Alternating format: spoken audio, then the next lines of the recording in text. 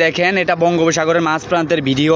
এক ঝাঁক fishing boat দেখেন, এগুলা সবগুলা বাংলাদেশি ফিশিং বোট।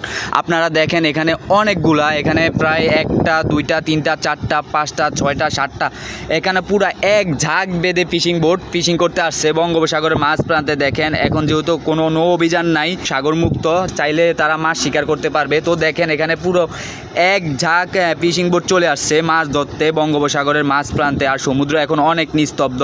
তো আপনারা দেখতে পাচ্ছেন এখানে কয়েকটা, দেখেন 1টা 2টা 3টা, এখানে অনেকগুলা ফিশিং বোট চলে আসছে। এরা কয়েকদিনের জন্য আসছে এই যে বঙ্গোপসাগরের মাঝ প্রান্তে। আমার কাছে ভালো লাগলো যে এরা দল বেঁধে যাচ্ছে। দেখেন ওই যে লাস্টে এটা হচ্ছে সবার লাস্টে, এটা হচ্ছে সবার লাস্টে। আর এখানে আশেপাশে দেখেন, তারপরে এটা, তারপরে এইটা, তারপরে এটা, সিরিয়াল দিয়ে ঝাঁক বেঁধে তারা যাচ্ছে মাছ ধরতে। এরা যারা আছে সবাই আমাদের বাঙালি জেলে ভাই, সবাই বাঙালি, বাংলাদেশি, বাংলাদেশ থেকে আসছে বঙ্গোপসাগরের অনেক গভীরে দেখেন মাছ শিকার করতে।